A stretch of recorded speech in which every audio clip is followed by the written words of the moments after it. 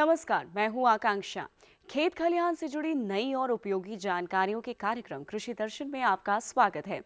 विज्ञान से कैसे जुड़ा किसान। किसान भाइयों, कृषि में विज्ञान और नई तकनीक को अपनाकर सदाबहार क्रांति की ओर आगे कदम बढ़ाया जा सकता है।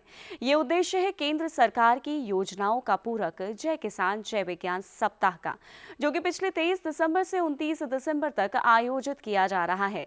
साथ ही आज हम आपको नए कृषि अनुसंधानों की जानकारी देंगे, जिसमें बातें होंगी जलवायु परिवर्तन से कैसे करें मुकाबला, किस प्रकार सजावटी मछलियां बनी फायदे का सौदा और कैसे मधुमक्खियां बनी मददगार। इसके अलावा देश की विभिन्न मंडियों में कृषि जिन्सों के भाव पेश किए जाएंगे, ताकि आप कृषि उपज का अच्छा लाभ हासिल कर सकें। सबसे पहले पेश है खबरें खेती की। संरक्षित खेती से जलवायु परिवर्तन का मुकाबला, रंगीन सजावटी मछलियों से रोजगार, सूरजमुखी उत्पादन बढ़ाने में मददगार मधुमक्खियां, दलहन और तिलहन उत्पादन पर विशेष जोर। नमस्कार, मैं हूं स्निग्धा रितेश और अब खबरें विस्तार से। जलवायु परिवर्तन के कारण फसलों का आवश्यकता अनुसार तापमान, नमी आदि नहीं मिल पाती। इससे फसल उत्पादन की दर घट जाती है। मौसमी बदलावों से निपटने के लिए संरक्षित खेती को अपनाकर किसान भाई सतत लाभ कमा सकते हैं। संरक्षित खेती की दिशा में भारतीय कृषि अनुसंधान परिषद के भारतीय कृषि प्रणाली अनुसंधान संस्थान मेरठ के वैज्ञानिकों ने शोध कार्य किए हैं। इस विधि में खेत की कम जुताई होने से भूमि की संरचना स्वस्थ बनी रहती है। फसल अवशेष से भूमि को ढक कर रखने पर लाभकारी जीवों की संख्या पर्याप्त एवं जैव विविधता बनी रहती है। इससे मृदा में वायु का संचार तथा उसकी आंतरिक सतह तक पर्याप्त मात्रा में नमी बनी रहती है। इस विधि को अपनाने से खेती में जलवायु परिवर्तन के असर को कम किया जा सकता है। असमय वर्षा, फसल पकने के समय वर्षा, वर्षा के साथ तेज हवा से फसल गिरना, वर्षा अवधि का कम या अधिक होना तथा अधिक ठंडी या गर्मी होने की स्थिति में संरक्षित खेती से बचाव होता है। बिना जुताई के फसल बोने से जड़ों की पकड़ मजबूत होती है, जिससे फसल गिरने के खतरे कम हो जाते हैं। जल जमाव से नुकसान नहीं होता। खेत का तापमान 1 से 2 डिग्री सेल्सियस अधिक बना रहता है। पौधों के लिए आवश्यक पोषक तत्व उचित मात्रा में उपलब्ध रहते हैं। संरक्षित खेती के लाभदायक परिणामों को देखते हुए किसान भाई इसका लाभ मौसम के विपरीत होने पर भी उठा सकते हैं। इसके साथ ही वैश्विक तापमान में बढ़ोतरी को रोकने में भी अपना योगदान दे सकते हैं। सजावटी रंगीन मछलियों के एक्वेरियम की लोकप्रियता आजकल घरों, दफ्तरों में लगातार बढ़ती जा रही है। इन मछलियों को तनाव दूर करने का साधन भी माना जा रहा है। इस कारण सजावटी मछलियों की व्यावसायिक मांग बढ़ती जा रही है। बहुरंगी मछलियों का व्यवसाय रोजगार की दृष्टि से उपयोगी है, जिससे अच्छा लाभ कमाया जा सकता है। केंद्रीय ताजा जल जीव संस्थान सीफा भुवनेश्वर के वैज्ञानिकों ने रंगीन मछलियों को पालने तथा इनके प्रजनन के लिए उपयुक्त वैज्ञानिक तकनीकें विकसित की हैं। इसी प्रकार केंद्रीय समुद्री मात्स्यिकी अनुसंधान संस्थान CMFRI कोच्चि में सजावटी मछलियों के पालन, प्रजनन तथा व्यवसाय से संबंधित प्रशिक्षण भी दिया जाता है। यह प्रशिक्षण नाम मात्र के शुल्क पर उपलब्ध है। हमारे देश में 100 से अधिक प्रजातियों की रंगीन मछलियां पाई जाती हैं, जिनका कारोबार किया जा सकता है। गोल्ड फिश मछली सबसे लोकप्रिय है, जिसके कारण इसकी अच्छी कीमत मिलती है। गप्पी, प्लेटी, शोर्ड टेल और ब्लैक मोली कुछ अन्य लोकप्रिय मछलियां हैं। किसान भाई और ग्रामीण क्षेत्र की महिलाएं इस रोजगार को अपनाकर परिवार की आमदनी बढ़ा सकती हैं। सूरजमुखी एक लाभकारी तिलहनी फसल है। इसके तेल में कोलेस्ट्रॉल शून्य और रोधी दोनों गुण होने के कारण विश्व स्तर पर इसकी मांग बढ़ती जा रही है। इसका उत्पादन बढ़ाने में मधुमक्खियों की उपयोगिता वैज्ञानिकों द्वारा सिद्ध की गई है। मधुमक्खियों की सहायता से किसान भाई सूरजमुखी के उत्पादन को बढ़ाकर अच्छा मुनाफा कमा सकते हैं। गंगटोक स्थित भारतीय कृषि अनुसंधान परिषद अनुसंधान कॉम्प्लेक्स के सिक्किम केंद्र के वैज्ञानिकों ने अपने शोध कार्य में सूरजमुखी के फसल उत्पादन में मधुमक्खियों की सहायता एवं सार्थक भूमिका पर आधारित एक विधि विकसित की है। किए गए अध्ययनों से पता चलता है कि सूरजमुखी के उपज को बढ़ाने में मधुमक्खियों की सार्थक भूमिका हो सकती है। इस फसल में परागण की प्रक्रिया महत्वपूर्ण होती है। इसमें नर फसल के पराग मादा फसल तक पहुंचाने में मधुमक्खियां महत्वपूर्ण भूमिका निभाती हैं। अपर्याप्त परागण फसल उत्पादकता में कमी का कारण बन सकता है। इस कार्य को ज्यादातर श्रमिक मधुमक्खियां पराग की तलाश में भ्रमण करते हुए करती हैं। मधुमक्खियां सूरजमुखी के परागण में शहद उत्पादक मधुमक्खियों के साथ परस्पर क्रिया कर सकारात्मक भूमिका निभाती हैं। इस प्रकार की गतिविधियों से मधुमक्खियों की परागण कार्य कुशलता में वृद्धि देखी गई। बारंबार फूलों पर बैठने वाली मधुमक्खियों में एपिस सेरेना, इंडिका, बॉम्बस ब्रेविसेप्स पराग इकट्ठा करने वाली प्रमुख मधुमक्खियां हैं। इन मधुमक्खियों की सूरजमुखी के खेतों में व्यवस्था कर किसान भाई अच्छी उपज का लाभ साधारण खर्च और बिना किसी विशेष मेहनत के उठा सकते हैं। देश में दलहन और तिलहन की मांग को पूरा करने की दिशा में सरकार ने कमर कस ली है। आगामी सीजन में दलहन और तिलहन की कमी ना हो, इसके लिए सरकार पूरी तरह से प्रयासरत है। आज राष्ट्रीय स्तर पर है जो हमारे दलहन है उसकी कमी है, हम बाहर से इंपोर्ट कर रहे हैं। उसके प्रति भारत सरकार का बहुत बड़ा एक प्रोग्राम बनने जा रहा है और उसमें हम जो है कि जो नई दालों वाली फसलें हैं उनका बीज किसानों तक उपलब्ध करा सकें और किसानों को सिखा सकें कि कैसे दालों वाली फसलें उगाकर आप विभिन्नता ला सकते हैं। इसी तरह तेल बीज में भी काफ़ी कुछ जो है कार्यक्रम शुरू किए हैं। इस जिले में भी जो हमारे सरसों के बहुत सारे प्रदर्शनी प्लाट इस बार हमने लगाए हैं और आने वाले जो नई किस्में जो ज़्यादा पैदावार देती हैं उनको किसान तक नए बीज पैदा करके उनके पास पहुँचाएँ, तो मुझे लगता है कि आने वाले सालों में ये समस्याएं को भी हम कम करने में सहायक सिद्ध होंगे। मौसम में अब ठंडक का असर है, ऐसे में फसलों की समुचित देखभाल करनी जरूरी है। तो आइए लेते हैं मौसम की जानकारी। उत्तर प्रदेश, उत्तर मध्य प्रदेश, बिहार, गांगे, पश्चिम बंगाल और ओडिशा में एक या दो भागों में मध्यम कोहरा छा सकता है। लगातार कोहरे के कारण आलू, प्याज और सब्जियों में नाशक जीव बीमारियों के लिए फसल का निरीक्षण करें। किसान भाइयों, खेती से संबंधित समाचारों का आज का सिलसिला यहीं खत्म होता है, मगर खेती किसानी से जुड़ी नवीनतम जानकारी के लिए देखते रहिए कृषि दर्शन। नमस्कार। विज्ञान से कैसे जुड़ा किसान इन दिनों 23 से 29 दिसंबर तक कृषि एवं किसान कल्याण मंत्रालय द्वारा पूरे भारत में आयोजित किया जा रहा है जय किसान जय विज्ञान सप्ताह, जिस पर आप देखेंगे एक विशेष पेशकश, लेकिन इस ब्रेक के बाद। ये लो और बताओ। बस। अरे ये क्या भैया जी, बस इतनी सी रासायनिक खाद? किसानी छोड़ रहे हो क्या? किसानी नहीं, नादानी छोड़ रहे हैं। मिट्टी की जांच कराई है। अब तो लालाजी जितनी जरूरत है उतने ही उर्वरक खेत में डालेंगे। हाँ, किसान भाई आज ही अपने जिले की नजदीकी भूमि परीक्षण प्रयोगशाला में मिट्टी की जांच जरूर करवाएं और मिट्टी में पोषक तत्व, नमी व पौधे के विकास को देखते हुए केवल जरूरत के अनुसार ही पोषक तत्व डालें। और हाँ, मिट्टी में गंधक, जस्ता, बोरोन जैसे सूक्ष्म पोषक तत्वों का पता लगाना भी न भूलें। उर्वरक और जैविक खाद के सही उपयोग से भूमि का उपजाऊपन बनाए रखें, उत्पादकता बढ़ाएं, खर्चा घटाएं और बहुमूल्य विदेशी मुद्रा बचाने में भी सहयोग दें। और हाँ, धीमी गति से नाइट्रोजन उपलब्ध कराने वाले उर्वरकों जैसे नीम लेपित यूरिया को प्राथमिकता दें और यूरिया का पत्तों पर छिड़काव करें। अरे वाह, तू तो सचमुच समझदार हो गया रे। अधिक जानकारी के लिए संपर्क करें जिला कृषि अधिकारी या किसान कॉल सेंटर।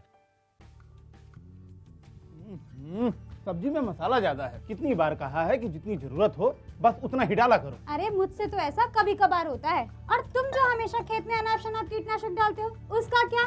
ठीक ही तो कह रही है बहू। देख, खेत में उतनी ही दवा डाल जितनी जरूरत हो। याद रखो, कीटनाशक जहरीले होते हैं। डिब्बे पे लिखी सूचना के हिसाब से ही दवा डालनी चाहिए। पहले फेरोमोन ट्रैप, फ्लाइट ट्रैप, मित्र कीट, जैविक कीटनाशक आदि का इस्तेमाल करें। जरूरत पड़ने पर ही रासायनिक कीटनाशक का इस्तेमाल करें। छिड़काव सुबह या शाम दस्ताने, मास्क और पूरी आस्तीन वाले कपड़े पहनकर करें। हवा की दिशा में छिड़काव करते हुए पीछे जाएं। दवा के डिब्बे, छिड़काव यंत्र सुरक्षित जगह पर रखें। अब कुछ समझे क्या? हाँ, समझ गया मेरी रानी। अब ना करो नादानी। इसने पिला दिया ना तुझे पानी। ब्रेक के बाद एक बार फिर आपका स्वागत है हमारे कार्यक्रम कृषि दर्शन में। 23 दिसंबर से 29 दिसंबर 2015 तक जय किसान जय विज्ञान सप्ताह मनाया जा रहा है।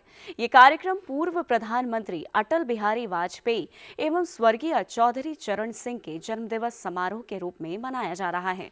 23 दिसंबर 1902 चौधरी चरण सिंह जी का एवं 25 दिसंबर 1924 अटल बिहारी वाजपेयी जी का जन्मदिवस है। ये समारोह इस बात के मद्देनजर महत्वपूर्ण है कि इन दोनों पूर्व प्रधानमंत्रियों ने कृषि के क्षेत्र में तकनीक के प्रसार और किसानों के कल्याण के लिए महत्वपूर्ण योगदान दिया है। आइए देखते हैं केंद्र सरकार की महत्वाकांक्षी योजनाओं पर जय किसान जय विज्ञान।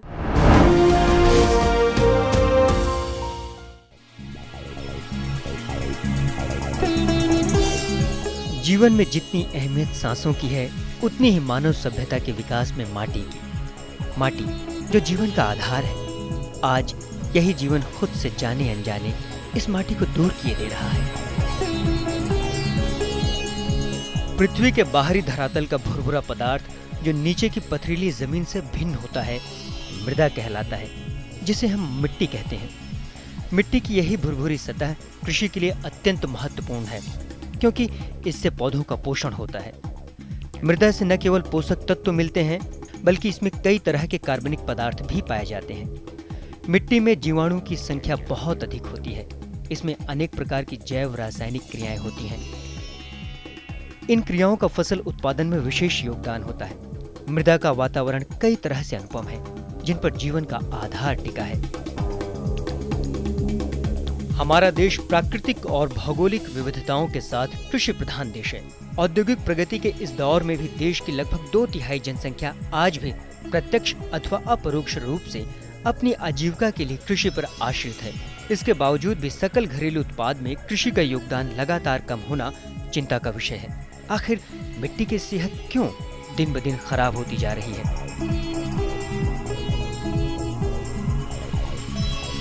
किसान भाई बहन जैसा कि जानते हैं कि विगत वर्षों में मिट्टी की सेहत में लगातार गिरावट आई है और किसानों को इसकी सही जानकारी नहीं है। स्वाभाविक है कि सही जानकारी ना होने की वजह से मिट्टी की जो खराबी आई है उसका सही उपचार नहीं हो सकता है।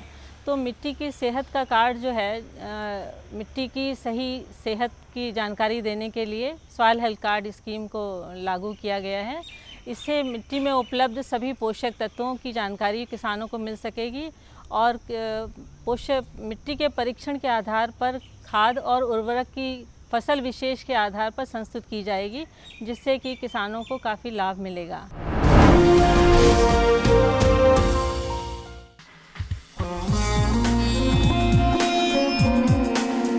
स्वस्थ धरा खेत हरा।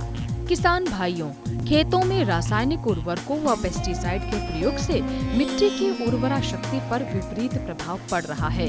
खेती की उत्पादन क्षमता प्रभावित हो रही है।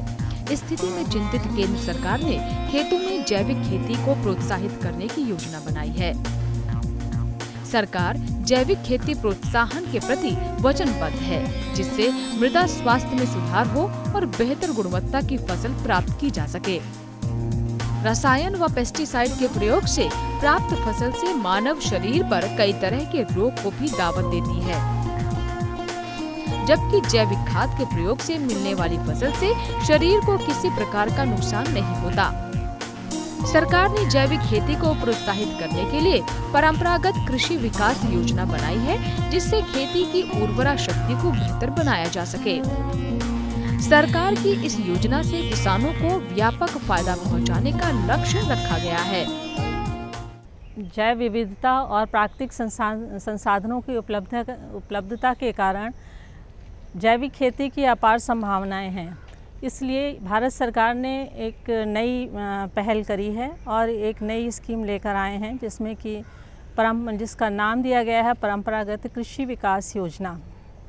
इस वास्तव में परंपरागत कृषि विकास योजना कोई नई स्कीम नहीं है। हालांकि पहले भी जो हमारी और भी योजनाएं हैं, उनके जो जैविक खेती के विभिन्न अव्यय हैं उनको अलग अलग स्कीम के तहत लिया जा रहा था, लेकिन इसके कारण क्या हो रहा था कि जो जैविक खेती का एक समग्र विकास नहीं हो पा रहा था और एक गति नहीं आ पा रही थी। तो इस सरकार ने एक नई पहल करी है और जो जैविक खेती के विभिन्न अव्यय हैं उनको एक जगह लाकर और एक नई किसान बनाई है, जिससे कि हमें एक फोकस तरीके से, एक मिशन के तरीके से काम करके हम जैविक खेती का अधिक से अधिक प्रचार प्रसार कर सकते हैं। भारतीय देशी बोवाइन नस्लें अपनी रोग प्रतिरोधक क्षमता के लिए जानी जाती हैं और वे राष्ट्रीय अर्थव्यवस्था में एक महत्वपूर्ण भूमिका निभा सकती हैं।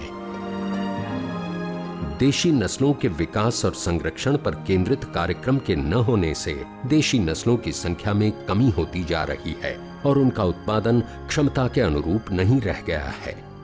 देशी नस्लों के विकास और संरक्षण के लिए केंद्रित और वैज्ञानिक कार्यक्रम को तत्काल प्रारंभ करने की आवश्यकता है।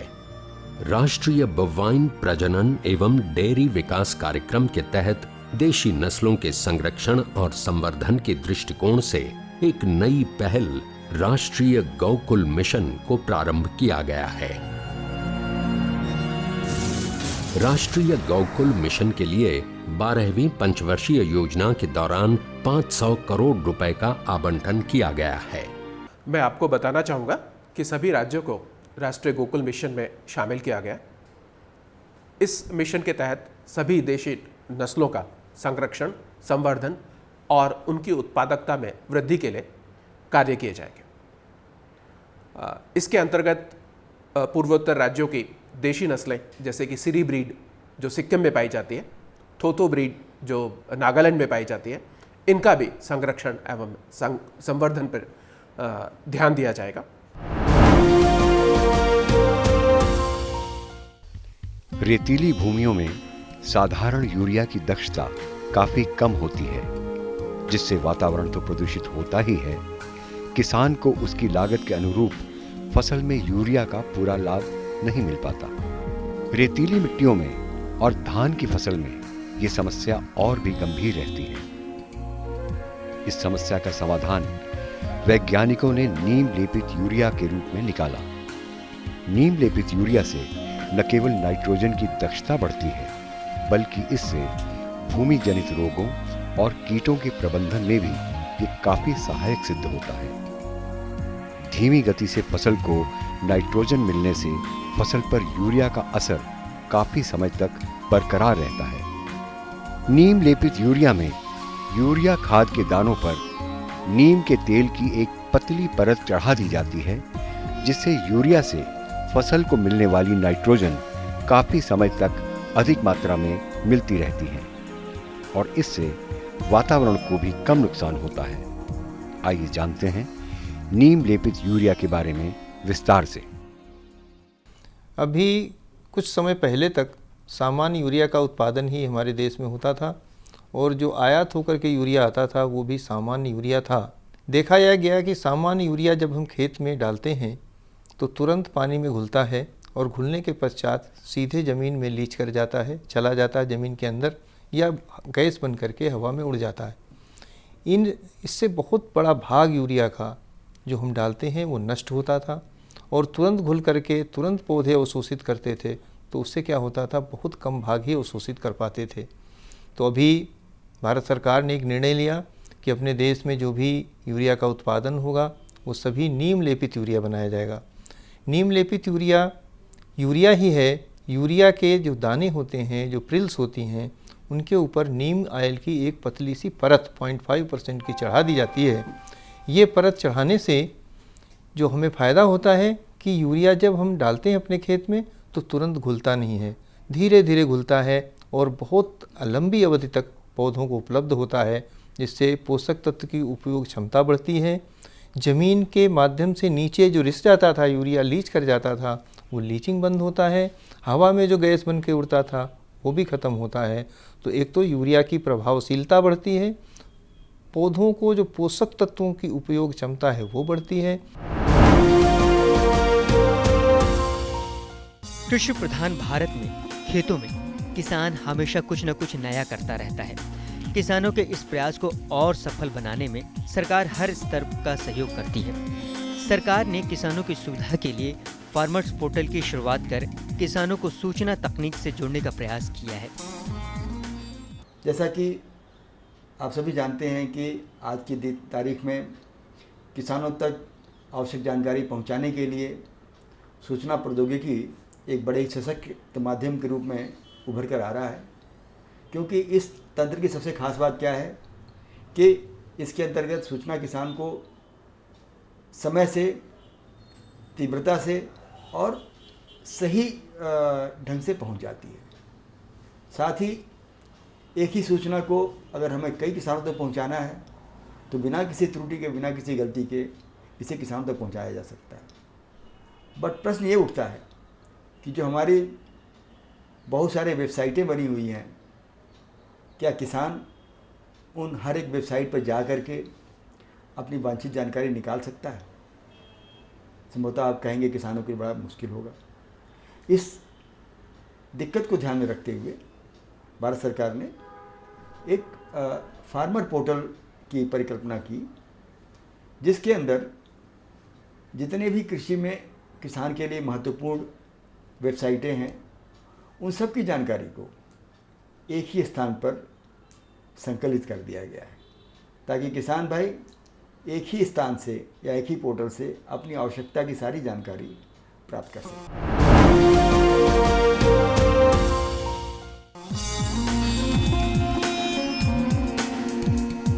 वर्षों से किसान अपनी कृषि उपज के लिए बाजार और अच्छे मूल्य की मांग करते रहे हैं। असल में किसान उपज तो ले लेता है, लेकिन इस उपज को बेचने के लिए एक बड़ा संघर्ष शुरू होता है।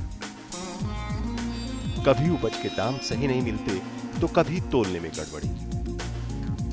अब किसान के पास इतना समय भी नहीं है कि मंडी में अच्छे भाव लेने के लिए देर तक मोल भाव करे, और ऊपर से मंडी में बिचौलियों, आड़तियों का खेल ऐसा कि किसान उसमें घिर जाता है और फिर औने पौने दामों पर अपनी उपज बेचकर किसी तरह पैसा लेकर अपना पिंड छुड़ाता है। ऐसे में कई बार तो लागत से भी कम पर उपज बेचनी पड़ती है। असल बात तो ये है कि किसान को उसकी जिन्स या उपज के सही दाम क्या है ये भी मालूम नहीं हो पाता, और उसके पास अपनी कृषि उपज बेचने का एकमात्र विकल्प स्थानीय मंडी ही होती है।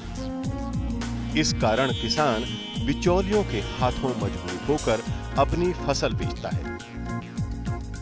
लेकिन अब केंद्र सरकार के कृषि मंत्रालय की पहल पर किसानों की उपज के अच्छे दाम और बाजार के कई विकल्प देने के उद्देश्य से राष्ट्रीय कृषि बाजार योजना शुरू की गई है। तो ये जो मंडी है, मंडी में किसान को पता नहीं चलता है कि किस मंडी में क्या दाम, तो कमीशन एजेंट है और कहां कितना रेट है ये किसान को पता नहीं, उसको तो पता है। तो राज्यों के अंदर एक प्लेटफॉर्म ई मार्केटिंग, ई प्लेटफॉर्म जब होगा तब किसान को पता चल जाएगा कि कहां कितना कीमत है। एक वर्ष के अंदर हमने 4 बैठकें की। राष्ट्रीय कृषि मंडी बनाना है, पूरे देश के लिए एक बाजार बनाना है, एक प्लेटफॉर्म बनाना है, एक ई मार्केट बनाना है। 3 बात की चर्चा की, चौथी बात की उसी समय घोषणा की कि हम राष्ट्रीय कृषि बाजार बनाएंगे। राष्ट्रीय कृषि बाजार योजना के लिए केंद्र सरकार ने 200 करोड़ रुपए आवंटित किए हैं और इसके लिए ऑनलाइन राष्ट्रीय कृषि बाजार सेवा स्थापित की है, जिससे पूरे देश में 585 थोक मंडियां जुड़ी होंगी। यानी किसानों को सिर्फ एक क्लिक पर देश भर की मंडियों में चल रहे जिन्सों के दाम पता चल सकेंगे।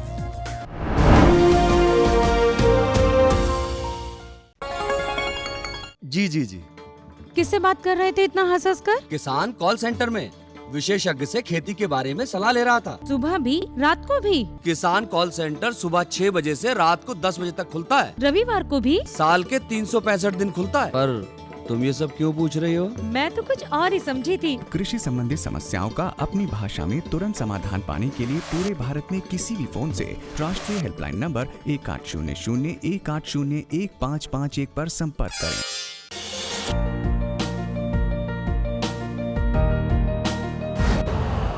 यूरिया का स्वदेशी उत्पादन 70 लाख टन बढ़ाने के लिए 6 उर्वरक संयंत्रों का उद्धार किया जा रहा है।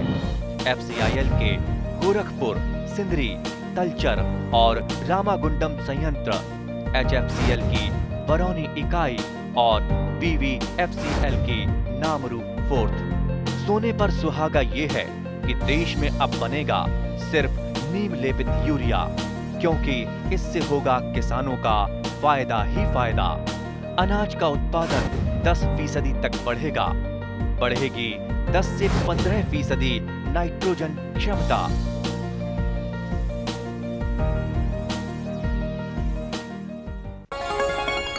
आपको हमारा कार्यक्रम कृषि दर्शन कैसा लगा? अपने सुझाव, प्रतिक्रियाएं एवं सवाल हमें इस पते पर भेजें। कृषि दर्शन, कमरा नंबर 10, CPC दूरदर्शन, खेलगांव, नई दिल्ली 110049। जुड़िए हमारे साथ ट्विटर पर twitter.com/कृषिदर्शन-DD, फेसबुक पर facebook.com/कृषिदर्शन-DD और देखिए कृषि दर्शन अब YouTube पर भी youtube.com/user/कृषिदर्शन-DD। भेजें हमें मेल कृषिदर्शन-DD@gmail.com पर। किसान भाइयों, कृषि में विज्ञान और नई तकनीक को अपनाकर सदाबहार क्रांति की ओर आगे कदम बढ़ाया जा सकता है। बीज से लेकर बाजार तक, प्रयोगशाला से खेत तक, सभी के लिए योजनाएं चलाई जा रही हैं। इसे सफल बनाने में जरूरत है आपकी भागीदारी की। आज कृषि दर्शन में सिर्फ इतना ही। हमें दीजिए इजाजत। नमस्कार।